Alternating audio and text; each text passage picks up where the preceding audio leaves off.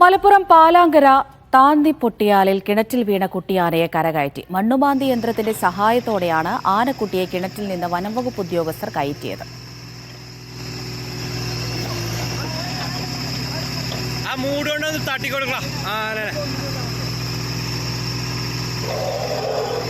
സാജിദ് അജ്മൽ വിവരങ്ങൾ നൽകാനായി ചേരുന്നുണ്ട്. സാജിദ്, ഈ ആനക്കുട്ടി എപ്പോഴാണ് കിണറ്റിൽ വീണത്?